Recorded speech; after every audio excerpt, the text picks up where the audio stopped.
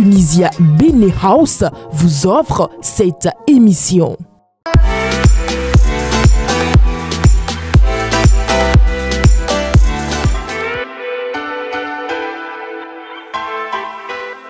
Mardi 1er juillet 2025, il est temps de se lever et de commencer en beauté votre journée. Bonjour et bienvenue sur le meilleur réveil de Guérit TV Monde, l'émission qui vous donne le sourire, l'énergie et toute la joie pour affronter votre journée de bon pied. C'est le début d'une nouvelle aventure, alors c'est parti.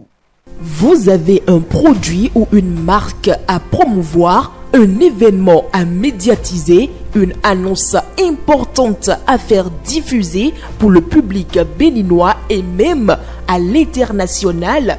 Le groupe de presse La Guérite, à travers sa web télévision Guérit TV Monde, sa web radio Guérit Radio et son journal La Guérite est votre interlocuteur valable.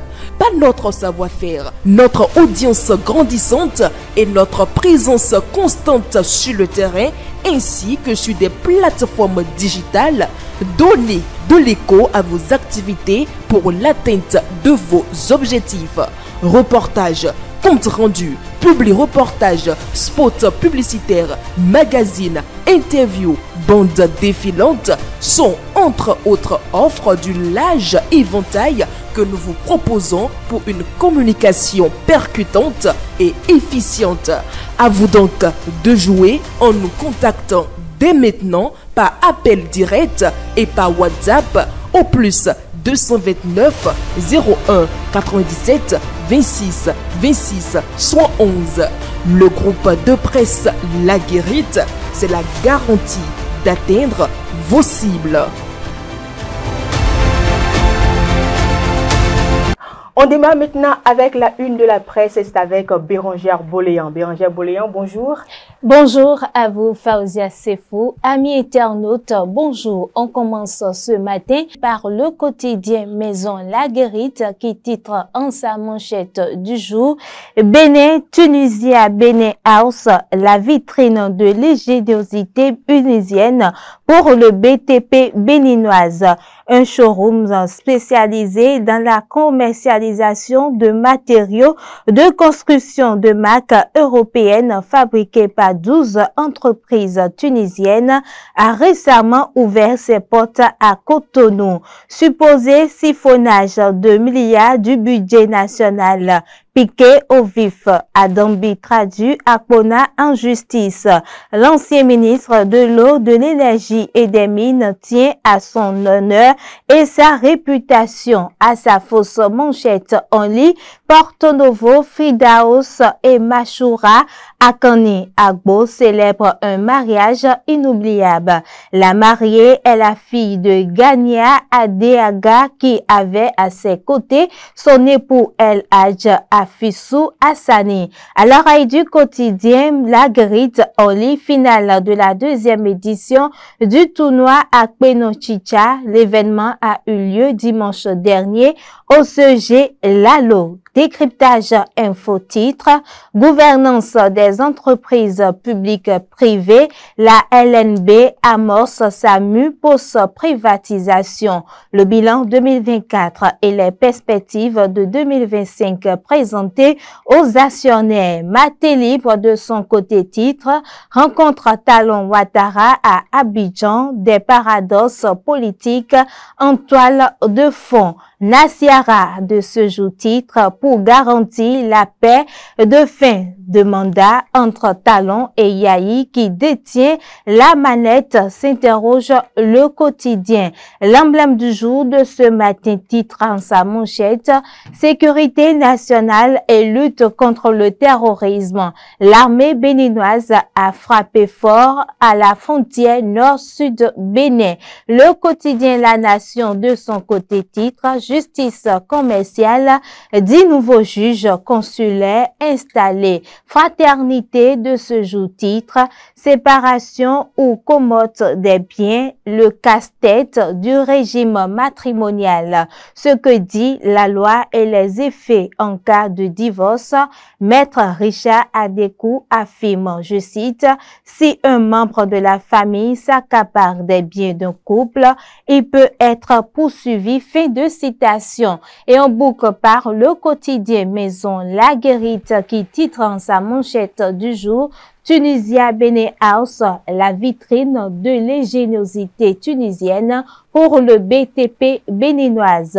Un show pour le BTP béninois. La Guérite titre en sa manchette Tunisia Benin House, la vitrine de l'ingéniosité tunisienne pour le BTP béninois, un showroom spécialisé dans la commercialisation de matériaux de construction de marques européennes fabriquées par 12 entreprises tunisiennes, a récemment ouvert ses portes à Cotonou. Supposé siphonnage de milliards du budget national priqué au vif, Adambi traduit, Akbonan en justice. L'ancien ministre de l'eau, de l'énergie et des mines tient à son honneur et à sa réputation. Porto Novo, Fridaos et Machoura Akani Agbo célèbrent un mariage inoubliable. La mariée est la fille de Gania Adeaga qui avait à ses côtés son époux El Hadj Afissou Hassani. À l'oreille du quotidien Maison La Guérite, on lit finale de la 2e édition du tournoi Akpeno Chicha. L'événement a eu lieu dimanche dernier au CG Lalo. C'est la fin de cette rubrique de la une de la revue des titres de ce matin. Faouzia Sefou. Merci à vous, Bérangère Boléan. Le bulletin d'information, c'est toujours avec vous.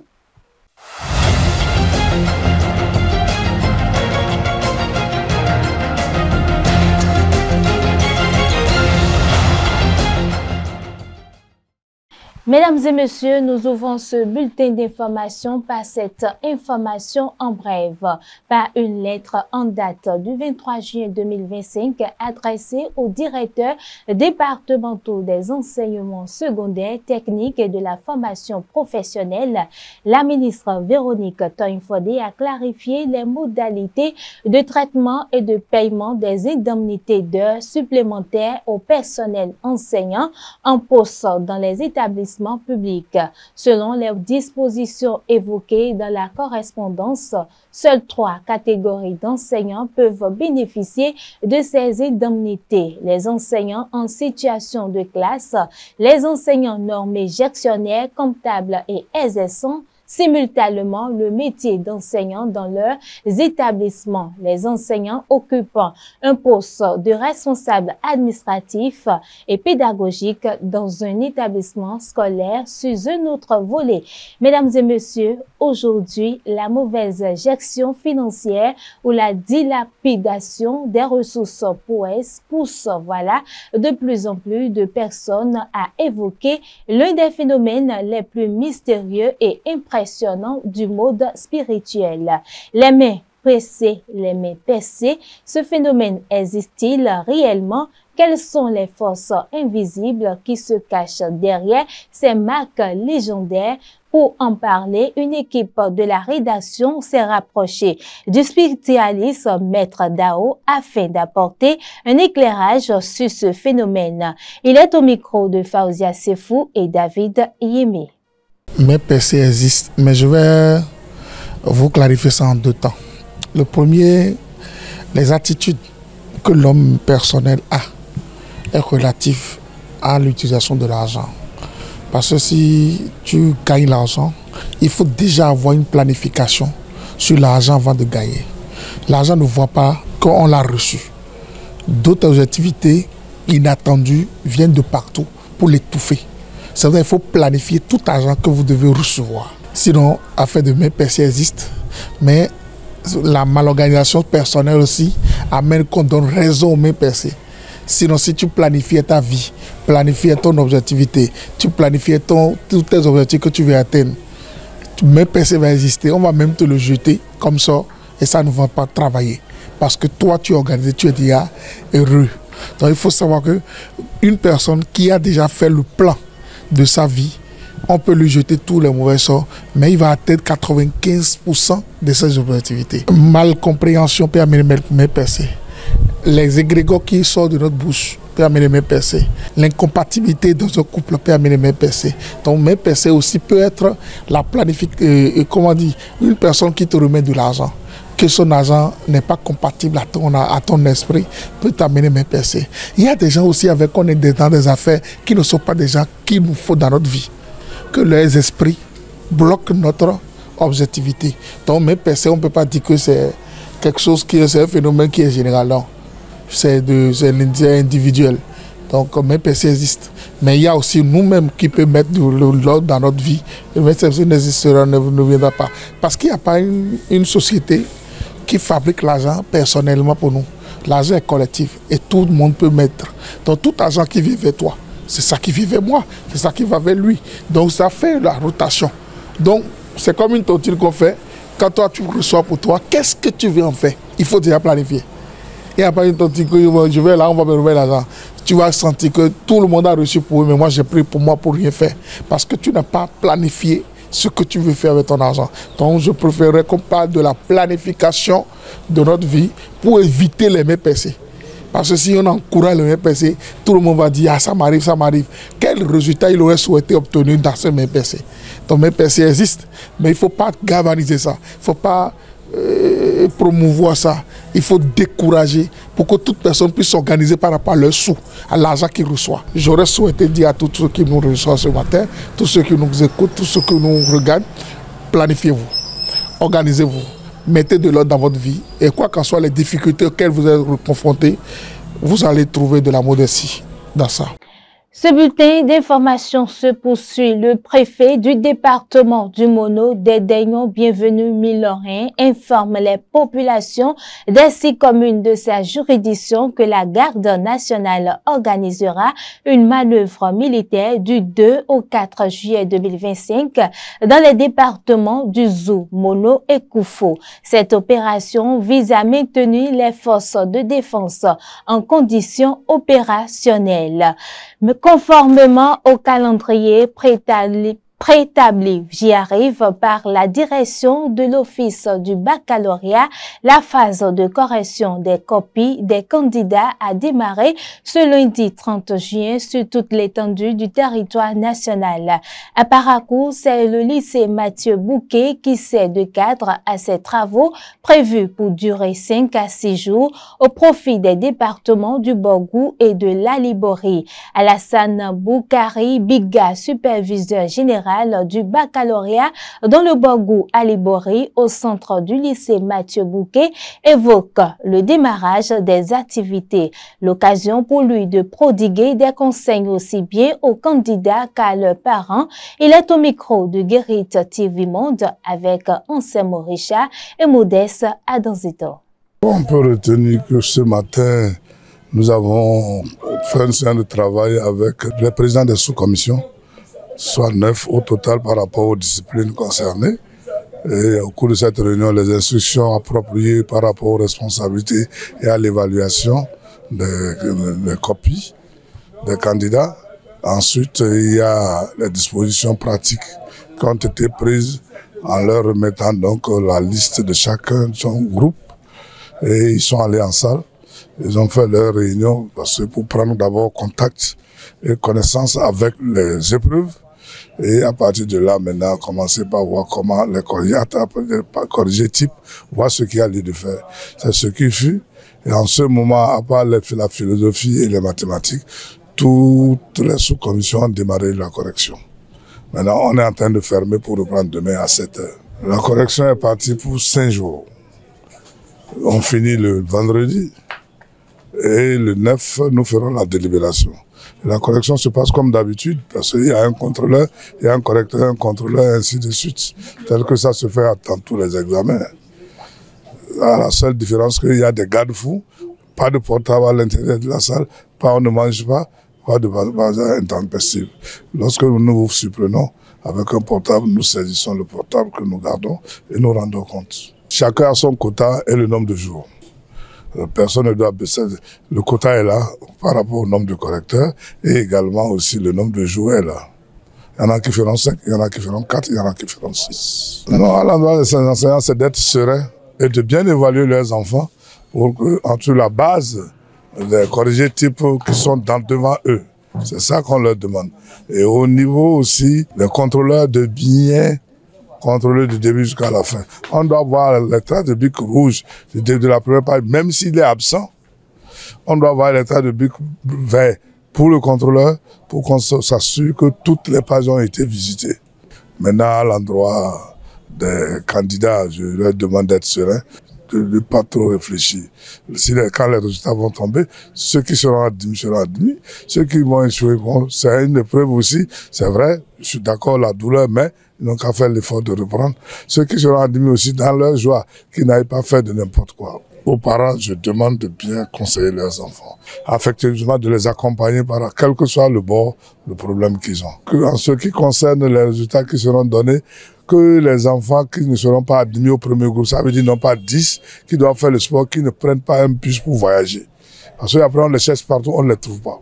La seconde chose, la troisième délibération, ceux qui doivent faire oral, faut pas qu'ils disent que j'ai déjà fait le sport, c'est fini. Il y a encore l'oral, faut attendre pour voir tes résultats avant de bouger. Parce que c'est la seule chose qui nous perturbe ici. Et lorsqu'ils partent, il y en a qui partent au Nigeria, vous ne les trouvez pas, et c'est tout un problème.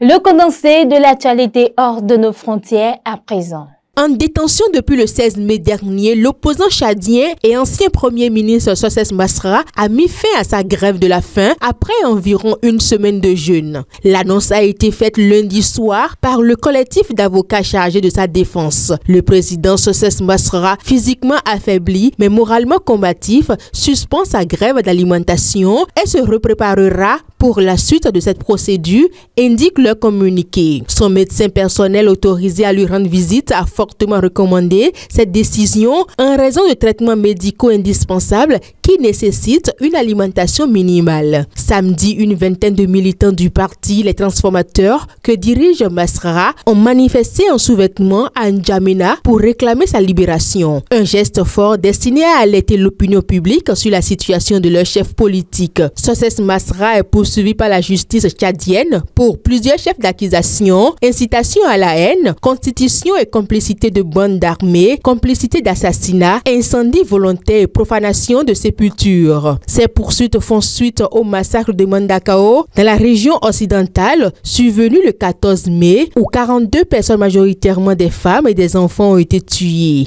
Les autorités l'accusent d'avoir provoqué ces violences par l'une de ses déclarations. Au Kenya, près de 500 arrestations après de violentes manifestations selon la police. Les rassemblements en hommage aux victimes du mouvement citoyen de 2024 ont viré au chaos, entraînant l'arrestation de 485 personnes. Les Nations Unies ont appelé au calme. À la fin du mois de juin au Kenya, des manifestations meurtrières ont eu lieu durant lesquelles 485 personnes ont été arrêtées pour meurtre, terrorisme et viol, selon une déclaration de la police le 30 juin. Les manifestations au niveau national devraient initialement être un hommage aux victimes du mouvement citoyen de 2024 contre un projet de hausse des impôts et de la corruption. Mais les rassemblements ont viré au chaos lorsque des jeunes hommes ont affronté la police et dévasté des milliers de commerces dans le centre de Nairobi. La Commission nationale kenyane des droits de l'homme a affirmé que 19 personnes avaient été tuées et 531 blessées pendant les pillages et les violences qualifiées de tentatives de coup d'État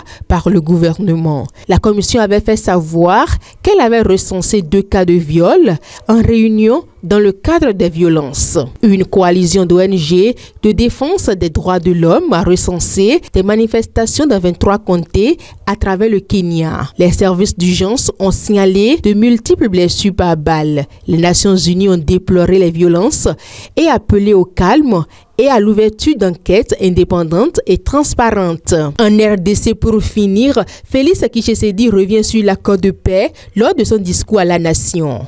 La République démocratique du Congo a fêté ses 65 ans d'indépendance le lundi 30 juin. Le chef de l'État, Félix Tshisekedi, est longuement revenu lors de son discours à la nation sur l'accord de paix signé entre son pays et le Rwanda à Washington. Il s'agit pour lui d'un tournant décisif pour mettre fin à un conflit qui, pendant près de 3 décennies, a semé la désolation dans l'est du pays. Cet accord de paix ouvre une voie à une nouvelle ère de stabilité, a déclaré le président lors de son allocution.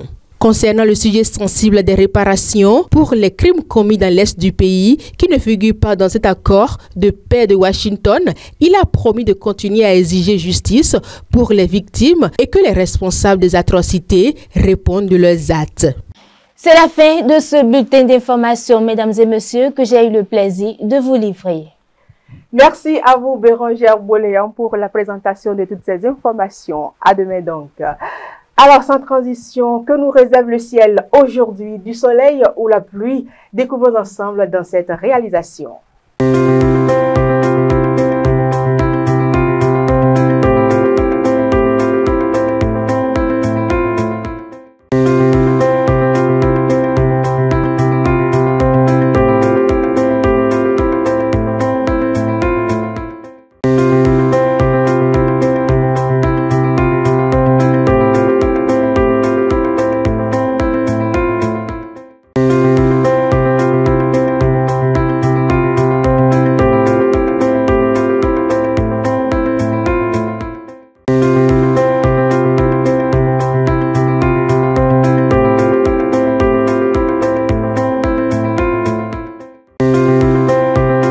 Nous poursuivons cette émission Le meilleur réveil avec le brief culturel après cette virgule. Tunisia Bene House vous offre cette émission.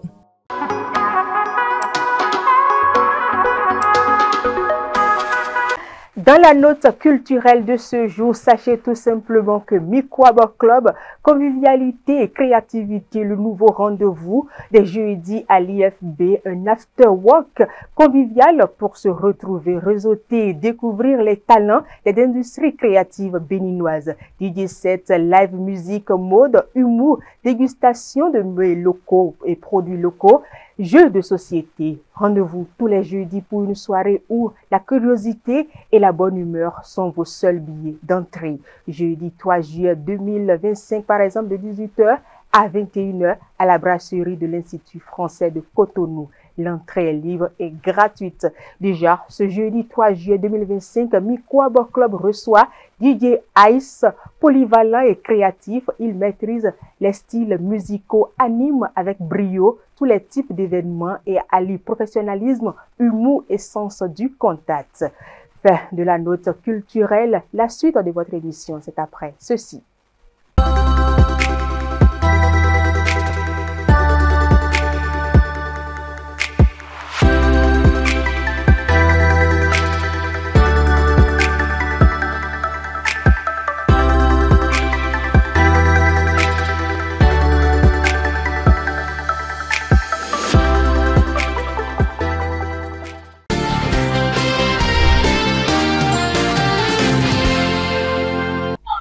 Si vous venez de nous rejoindre, sachez que vous êtes bel et bien sur votre émission Le meilleur réveil.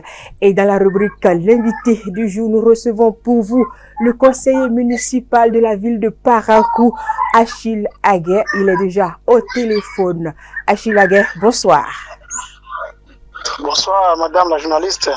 C'est vrai, nous connaissons votre nom, mais merci de vous présenter amplement à nos amis internautes de Guérita TV Monde. Ok, je vous en prie. Mon nom c'est Achille Aguet. Je suis conseiller municipal élu FCBE, mais actuellement membre du Parti des démocrates dans la ville de Parakou. Enchanté. Alors, avec vous, nous allons aborder l'actualité liée au limogeage du ministre Paulin Akpona. Alors, le ministre Paulin Akpona est déchargé de ses fonctions pour avoir tenu des propos dits diffamatoires contre son prédécesseur.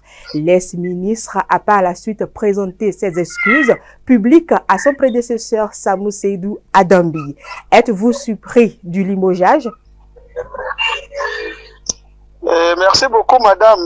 Je crois que ce limogeage pour ma part n'est rien d'autre qu'une expression de la volonté du chef de l'État, le président Patrice Talon, pour montrer que dans son rang, il ne peut pas avoir de protégés d'une manière ou d'une autre. C'est comme ça, moi, je conçois ce limogeage. D'accord. Et si vous avez suivi bien ce qu'a dit le porte-parole du gouvernement, c'est dire que le ministre a été limogé pour qu'il soit libre, qu'il soit mis à la disposition de la justice, afin que lumière soit faite sur le dossier.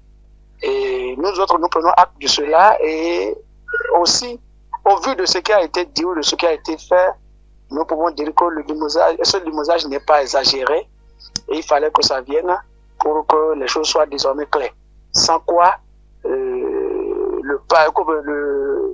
la mouvance, ou bien le rythme de la rupture va se lancer à cette peuple qui viendra de son propre camp. Donc, pour nous autres, c'est pas grave ce qui a été fait. Et c'est d'ailleurs ce qui devait même être fait pour que désormais le peuple béninois puisse encore avoir de crédit à vendre à ce régime. Alors, qu'en est-il alors des excuses présentées par l'ex-ministre Paulin Akpona? Quelle lecture faites-vous de cette actualité? Alors, c'est dit un adage dit que qui s'excuse quand on s'accuse, vous voyez. Donc, à un moment donné, on a constaté que la sagesse a un temps soit peu gagné le ministre, l'ex-ministre, M.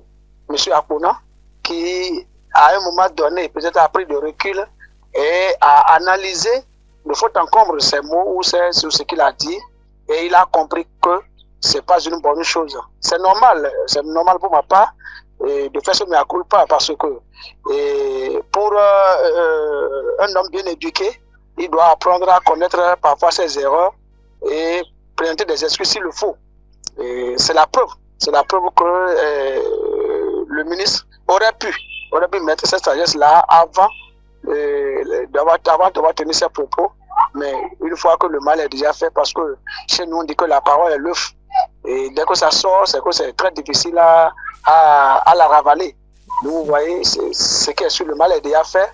Bon, les excuses viennent. Bon, on peut aussi dire que c'est déjà un premier pas de reconnaissance d'avoir mal agi, et on prend des excuses. Bon, et là aussi, on peut déjà se dire, le ministre, l'ex-ministre en présentant des excuses, est en train de se dire que la justice, même si entre-temps devait l'assigner à la justice, c'est pour déjà donner de la piste à la justice pour agir en son temps. Alors, mon conseiller, malgré ces excuses, que pensez-vous de la plainte déposée contre Akpona par son prédécesseur Samou Seydou Adambi? Est-ce nécessaire, surtout quand on parle de deux leaders de la même formation politique? C'est vrai, du coup, nous pouvons dire que c'est pas nécessaire, c'est pas une bonne chose, mais dans la même lancée ou dans le même sens, on se poserait la question de savoir est-ce que c'était nécessaire aussi que le ministre Akpona dise ces mots à l'endroit de son prédécesseur. Est-ce que vous voyez? Et si alors on dit à toute action, forcément une réaction, vous voyez? Et ce que l'autre a fait, c'est ça qui a certainement, c'est ça qui a certainement occasionné la plainte. Et si déjà l'autre, en agissant, n'a pas compris qu'ils sont de même bord politique et qu'il fallait quand on diluer ces mots envers l'autre, je ne pense pas que ce soit à l'autre qu'on demande aujourd'hui de ne pas agir tel qu'il pense agir pour laver son honneur. Et vous voyez, donc pour moi, le ministre Samou Seydou Adambi doit porter plainte parce que, à ne rien dire, très tôt l'opinion publique va se dire, bon, ça veut dire que ce que l'autre a dit c'est vrai, parce que celui contre qui les mots étaient prononcés ne s'est pas prononcé, donc ça veut dire qu'il reconnaît les faits. Donc maintenant l'autre, pour laver son honneur, doit alors se défendre. Et je crois que c'est à ça, puisque après la lecture de plainte du ministre Seydou Adambi, je crois que c'est ce qu'il a demandé à ce que le ministre Akpona apporte les preuves de ces allégations. Alors, si quand c'est vrai, parce que Et le ministre Akpona, comme vous le savez bien, c'est un économiste de formation, c'est-à-dire un financier de formation. C'est un expert comptable qui a parlé. Donc, je ne pense pas que sur ces propos-là, qu'on puisse quand même prendre ces mots de parole d'un enfant ou d'un insensé. Donc, pour moi, je crois que ce qu'il a dit, il a certainement des raisons. Et ces raisons-là, il faut qu'il les brandisse pour que désormais les Béninois puissent leur donner un peu de crédit dans leurs propos. Donc, alors, la poursuite pour moi, elle est aussi normale et il faut qu'elle vienne. D'accord. Alors, en tant qu'acteur politique, quelle lecture ou quelle pourrait être la suite à donner à ce dossier? Et pour moi, je dirais que c'est un mauvais dossier qui s'ouvre comme ça et contre le régime de la rupture. Hein. Et surtout en ce moment où nous sommes en train d'aller vers la fin de leur mandat. C'est pas du tout bon, politiquement, c'est pas du tout bon. Parce que ce qui s'est passé là, ça va encore détériorer un peu la solidité de ce parti politique-là et du coup, la solidité de la mouvance présidentielle. Est-ce que vous voyez? Donc, la suite à donner, c'est comment le début, nous pouvons dire, hein, bien malin pourra dire jusqu'à où ce dossier peut nous amener. Parce que je suis en train de voir là plusieurs poursuites se suivre. Et si, entre-temps, le ministre Paulin Akpona réussissait à donner des preuves, à prendre des preuves de ce qu'il a dit, dans ce cas, alors qu'est-ce qui va se passer? Il va falloir alors que le ministre Edouard Nambi lui-même alors aille s'expliquer devant la justice. Est-ce que vous voyez? Et alors, est-ce que du procès, nous ne passons pas de procès en procès et un procès du même camp? Et vous le savez très bien aussi, il est dit, et il est bien connu qu'un royaume divisé contre lui-même quand on ne résiste pas. Est-ce que vous voyez? Donc, de là, déjà, ce qui se passe là, nous pouvons comprendre que c'est le signe du fin d'un régime. Et pour moi, je dirais que ça montre déjà que le régime de la rupture est en train de finir et ce régime-là est en train de mal finir parce que ils sont en train de se flécher entre eux-mêmes. Vous voyez? Et chez moi, je dis, et aujourd'hui, la population le dit que lorsque le poisson sort de l'eau et vous dites que le crocodile est aveugle, vous voyez qui est son témoin. Donc, vous voyez de même camp, de même maison, l'autre sort pour dire que l'autre a chiffonné des milliards. Donc, je crois que ça serait très difficile, de convaincre le peuple, de convaincre la population qu'il n'a rien eu et que c'est juste de simple acharnement contre l'un ou l'autre. Et si on n'arrive pas à convaincre le peuple, c'est qu'il faut se dire que ce peuple sera désormais déçu de la fin de ce régime et je crois que ça aura à coup sûr des répercussions politiques. Et c'est ça, il faut s'attendre à ça. Alors, Achille Aguer, votre formation politique, c'est-à-dire les démocrates, ont demandé une enquête parlementaire. Est-ce que vous pensez que les démocrates auront gain de cause? Qu'il y ait gain de cause ou pas, je crois que la démarche est noble. Elle est à saluer parce que notre rôle, c'est d'aider le régime en place à bien gérer, gérer son mandat, est-ce que vous voyez. Donc, eux autres, en le faisant, c'est d'amener le président de la République à justifier. Parce que vous savez, ce qu'a été le fonds dont il s'agit, c'est le fonds du contribuable. Hein, c'est pour nous, c'est pour eux tous, c'est pour nous tous. Okay. Et si entre-temps, il y a fuite ou bien il y a soupçon de ce que quelque chose a été mal fait, donc il relève du droit de l'opposition d'interpeller le responsable. Celui-là qui est le répondant aujourd'hui de cette mandature, à expliquer, à faire de la lumière sur ça et à venir expliquer ce qui est contre la population. Maintenant, quitte à ce qu'ils répondent ou ça ou non, mais de toutes les façons, l'histoire retiendra que au moment où ça s'est passé, l'opposition n'est pas restée muette, l'opposition a joué son rôle. Donc c'est ça. Alors pourquoi ne pas saisir la criette au lieu d'une demande d'enquête parlementaire? Vous voyez, moi je dirais pour saisir la criette, pour moi je pense que ça ne serait pas trop noble pour l'opposition. C'est pas trop noble. Vous voyez, la criette, vous savez très bien cet appareil juridique-là, le rôle que ça joue du côté de l'opposition. Et je ne voudrais pas très tôt utiliser ce mot, mais je vais l'utiliser entre griffes pour dire que vous savez très bien que l'opposition n'est pas trop d'accord avec ce système de justice et qui, de loin, on peut peut-être dire que ça a été monté pour chasser contre les opposants, mais pour courir derrière les opposants. Donc, ce qui a fait que aujourd'hui, voir l'opposition se mettre à l'aise à saisir la cueillette, ça serait un peu compliqué.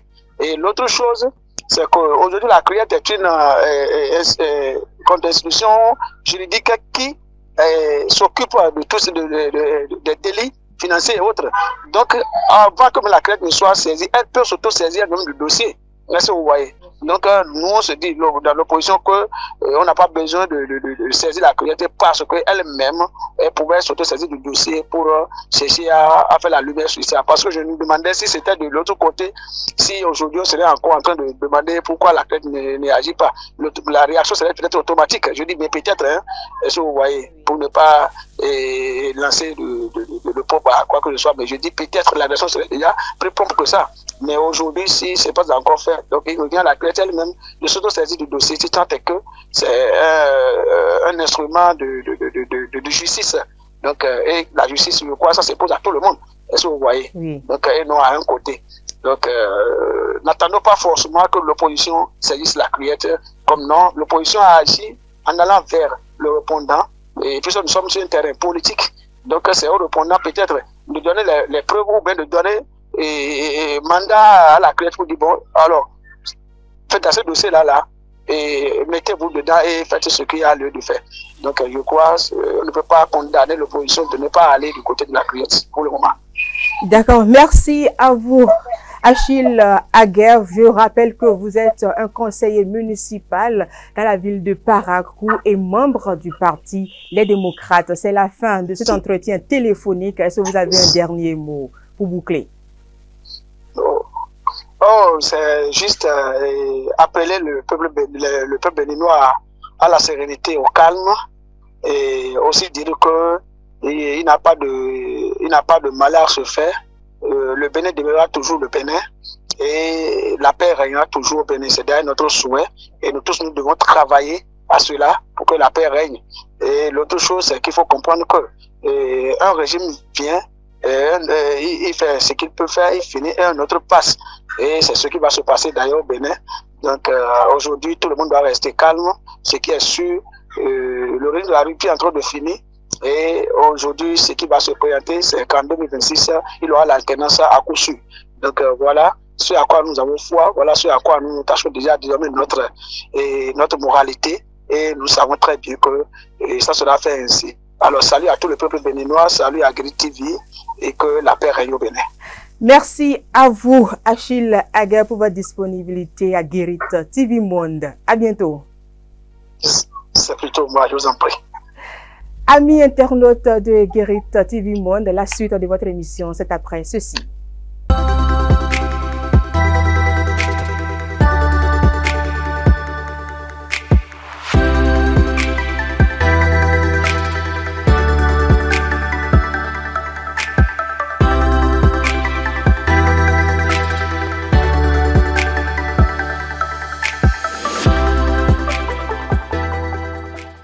C'est le moment pour nous de retrouver Anselme Orisha pour la présentation de la revue de presse.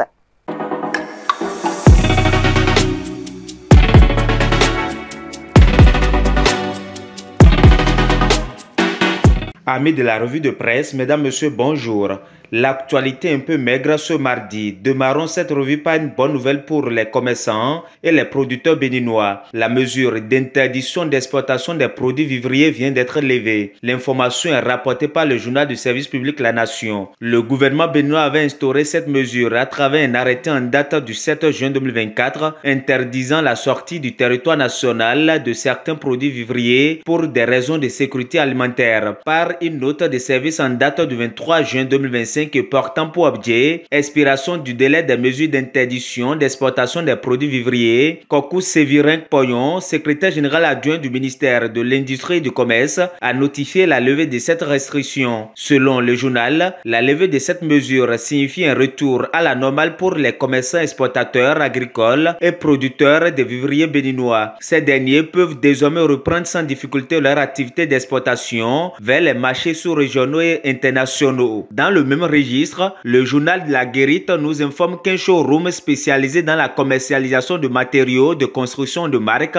européennes fabriqués par 12 entreprises tunisiennes a récemment ouvert ses portes à Cotonou. En plus de proposer des produits existants, ces sociétés sont prêtes à concevoir des matériaux sur mesure adaptés aux besoins de leur clientèle. Un pont entre savoir-faire tunisien et opportunités béninoises. C'est ce que propose Tunisia Benin House, un showroom flambant neuf dédié aux matériaux de construction de qualité européenne, désormais accessible à Cotonou à proximité de l'immeuble Amani. Le lieu réunit une quinzaine de sociétés tunisiennes spécialisées, prêtes à accompagner les promoteurs immobiliers, architectes, entreprises de travaux publics et artisans dans la réalisation de leurs projets. Dans ce showroom, les professionnels du BTP peuvent retrouver un large éventail de matériaux et d'équipements couvrant plusieurs domaines: construction, électricité, plomberie, menuiserie, décoration, énergie solaire et bien d'autres. Les produits proposés à la fois modernes, raffinés et durables sont conçus pour répondre aux normes européennes et aux exigences des marchés africains. Dans la suite de cette revue de presse,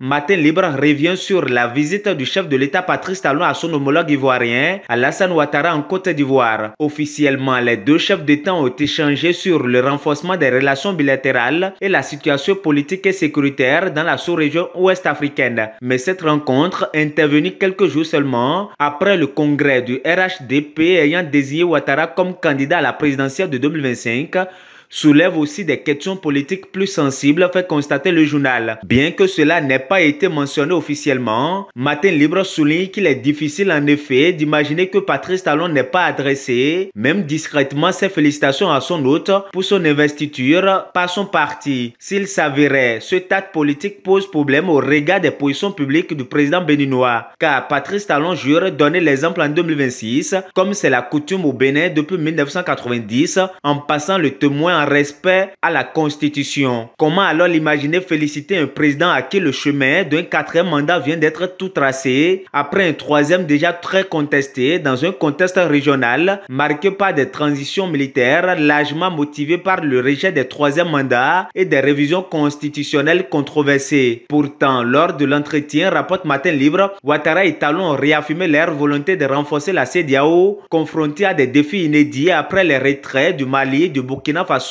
et du Niger. Tous deux ont plaidé pour une organisation forte, solidaire et réformée. Mais quelle réforme, s'interroge la publication. Alors que pour de nombreux observateurs, toute refonte crédible de la CEDEAO passe d'abord par l'interdiction des 3e mandats et un engagement ferme en faveur de l'alternance démocratique. C'est d'ailleurs sur ce point que l'organisation a perdu en légitimité ces dernières années, échouant à prévenir les crises institutionnelles ayant nourri l'instabilité actuelle, fait observer Matin Libre. Pourtant, la déclaration conjointe est restée vague sur ce point, préférant mettre en avant le dialogue et la coopération interétatique, regrette l'apparition. Dans les dernières secondes de cette revue de presse, la Nation nous apprend que 10 nouveaux juges consulaires ont été installés dans leurs fonctions. Et c'est le président du tribunal de commerce de Cotonou, Romain Kofi, qui a procédé à leur installation. Elle intervient après les prestations de serment devant la cour d'appel de commerce, présidée par William Kodjo Kpakpassou, le vendredi 27 juin dernier à Cotonou. Mesdames, Messieurs, amis de la revue de presse, ainsi va l'actualité telle que vue et traitée par les publications ce mardi. Merci de nous avoir suivis. À demain.